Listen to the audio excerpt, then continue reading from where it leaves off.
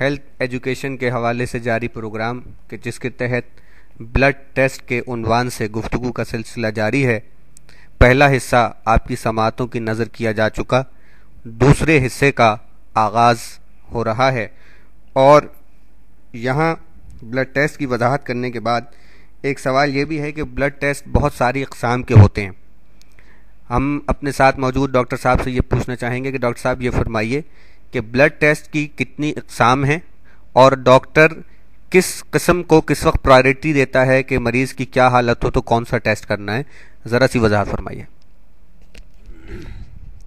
بہت اچھا آپ نے سوال کیا تاکہ ہم جو ہے اپنے مریضوں کو اور سننے والوں کو رہنمائی فراہم کر سکیں۔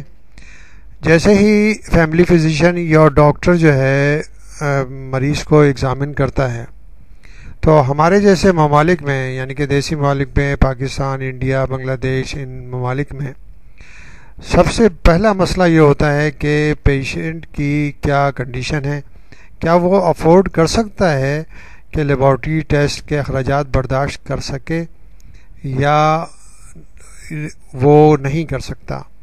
یعنی کہ یہ سب سے اہم ہمارے لیے، ڈاکٹرز حضرات کے لیے یہ سب سے اہم مسئلہ ہوتا ہے۔ تو اگر وہ اخراجات، کیونکہ ٹیسٹ کرانے میں کافی اماؤنٹ خرچ ہوتا ہے، کافی پیسے خرچ ہوتے ہیں، تو اس حوالے سے فیملی فزیشین اور ڈاکٹر حضرات یہ سب سے پہلے یہ ذہن میں رکھتے ہیں کہ واقعی یہ ٹیسٹ ہم کرائیں تو مریض کے اوپر بوجھ تو نہیں ہوگا، اور ایسے ٹیسٹ کیے جائیں جس سے زیادہ معلومات حاصل ہو سکیں۔ تو بلڈ ٹیسٹ جو کیے جاتے ہیں وہ مرض کے حساب سے کیے جاتے ہیں اور مریض کی سائن سمٹم کے حوالے سے کیے جاتے ہیں۔ اگر کوئی جیسے انفیکشن ہے، جیسے بخار ہے پیشنٹ کو، یا کوئی یعنی کہ انفیکشن ہے، تو ڈاکٹر حضرات اس کا کمپلیٹ بلڈ کاؤنٹ یعنی کہ ترجیحی طور پر کرواتے ہیں۔ کمپلیٹ بلڈ کاؤنٹ کا مقصد یہ ہوتا ہے کہ اس کے اندر R B C count, haemoglobin percentage اور ڈبلیو بی سی کاؤنٹ یعنی کہ سفید خلیے جو ہوتے ہیں، جو کہ مدافعتی نظام اور اس کے حوالے سے سارا کام کرتے ہیں، ان کے حوالے سے معلومات حاصل ہو جاتی ہیں۔ بعض دفعہ یہ کمپلیٹ بلڈ کاؤنٹ جو ہے وہ ایمرجنسی میں بھی کرایا جاتا ہے۔ مثال کے طور پر پیشنٹ کی سائن سمٹم ایسی ہیں جیسے کہ مثال کے طور پر اپینڈیسائٹس ایک انفلیمیشن کنڈیشن ہوتی ہے اپینڈکس کی۔ یہ چھوٹی اور بڑی آنت کے جنکشن کے اوپر ایک چھوٹا سا ایک آنت کا ٹکڑا ہوتا ہے ریڈیومنٹری طور پر۔ اگر اس کی انفلیمیشن ہو جائے تو پیٹ میں سخت درد ہوتا ہے اور پیشنٹ کی کنڈیشن ایسی ہوتی ہے کہ اس کو ایمرجنسی میں آپریشن کروانا پڑتا ہے۔ تو اس حوالے سے اب فزیشین اور ڈاکٹر کی فوری توجہ یہ ہوتی ہے کہ اس کی صحیح ڈائگنوسس فوراً مل جائے، تو وہ فوراً جو ہے نا وہ پیشنٹ کو لیبارٹری بھیجتے ہیں کہ کمپلیٹ بلڈ کاؤنٹ فوری مہیا کیا جائے اور ارجنٹ طور پر۔ تو ارجنٹ طور پر اگر وہ کیا جائے گا اور اگر وہ کاؤنٹ بہت زیادہ آ رہا ہے، یعنی کہ وائٹ سیل کاؤنٹ بہت زیادہ آ رہا ہے، تو سائن سمٹم کو چیک کرتے ہوئے اور اس کاؤنٹ کو دیکھتے ہوئے ڈائگنوسس فوراً ہو جائے گی کہ پیشنٹ جو ہے نا اپینڈیسائٹس کا مریض ہے، اس کے لیے آپریشن بہت ضروری ہے۔ تو اسی طرح جو بھی یعنی کہ سائن سمٹمس اور مرض کے حوالے سے فیملی فزیشین ڈائگنوسس کرتے ہیں اور فیملی فزیشین اور ڈاکٹر حضرات ڈیسائیڈ کرتے ہیں کہ یہ ہمیں اس چیز کا ٹیسٹ کرنا ہے، وہ اسپیسیفکلی لکھ دیتے ہیں۔ ادروائز بلڈ ٹیسٹ تو بہت زیادہ تعداد میں، سینکڑوں کی تعداد میں ہوتے ہیں، اگر وہ سارے کے سارے کرانے پڑے تو اس کے اندر تو ہزاروں کیا لاکھوں روپے خرچ ہو جائیں، تو اس طرح نہیں ہوتا۔ انتہائی کوشش یہ ہوتی ہے فیملی فزیشین کی کہ وہ پراپر ایگزیکٹ ڈائگنوسس کے لیے ٹیسٹ لکھیں اور مریض کے اوپر جس کا اخراجات کا بوجھ نہ پڑے۔ مزید معلومات کے لیے عمران صاحب آپ کو بتائیں گے۔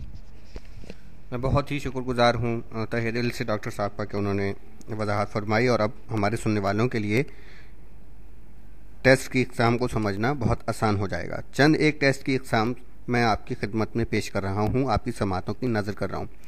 جنرل ٹیسٹس، یوں تو خون پر بہت سے اقسام کے ٹیسٹ کیے جاتے ہیں، جن میں سے چند ایسے ہیں جو عام طور پر علاج میں بکثرت استعمال کیے جاتے ہیں، جن کا ذکر ابھی کیا جائے گا۔ خون پر کیے جانے والے یہ ٹیسٹ خون کے خلیات پر بھی ہو سکتے ہیں اور اس میں شامل کیمیائی اجزاء پر بھی ہو سکتے ہیں۔ وہ ہیں بلڈ کیمسٹری ٹیسٹس۔ یہ وہ ٹیسٹ ہوتے ہیں جن کی مدد سے خون کے کیمیائی تجزیہ کیا جاتا ہے۔ ایک ٹیسٹ ایسا ہوتا ہے جن میں خون میں شامل اجزاء پر 7 اقسام کا تجزیہ اور مطالعہ کیا جاتا ہے۔ اس کو کیم 7 کہا جاتا ہے اور اس میں مطالعہ کیے جانے والے اجزاء یہ ہوتے ہیں: blood urea nitrogen test, serum chloride CO2، creatinine, glucose, potassium اور سوڈیم۔ Protein tests.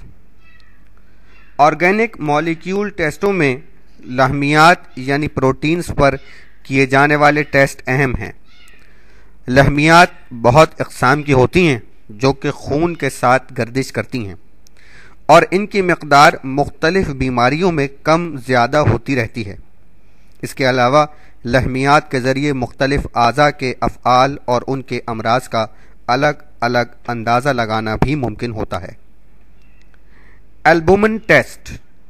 یہ ٹیسٹ جگر اور گردے کے امراض میں مفید ثابت ہو سکتا ہے۔ اس کے علاوہ بھی ایک طبیب اپنے تجربے کی بنیاد پر اس ٹیسٹ کو دیگر کئی موقع پر استعمال کرتا ہے۔ سیری ایکٹیو پروٹین ٹیسٹ۔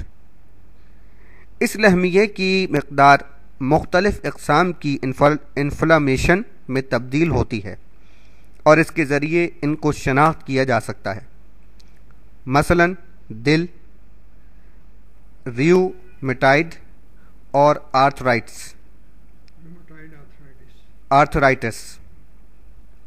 نمبر 3 ہے ٹوٹل پروٹین ٹیسٹس۔ اس سے سیرم میں موجود تمام پروٹین کا اندازہ لگایا جا سکتا ہے۔ ایک اور قسم اینٹی باڈی ٹیسٹس کی ہے۔ اس میں ایلیسا ٹیسٹ اور کوم ٹیسٹ قابل ذکر ہیں۔ خلیات: full blood count, haematocrit, erythrocyte sedimentation rate, sedimentation rate, cross matching اور بلڈ کلچر۔ یہ چند وہ بلڈ کی ٹیسٹ کی اقسام تھیں کہ جن کے متعلق آپ کو بتانا مقصود تھا۔ مزید وضاحت کے لیے میں ڈاکٹر صاحب سے گزارش کروں گا کہ جن ٹیسٹ کے حوالے سے بات ہوئی کچھ اپنی معلومات سے ہمیں آگاہ کریں۔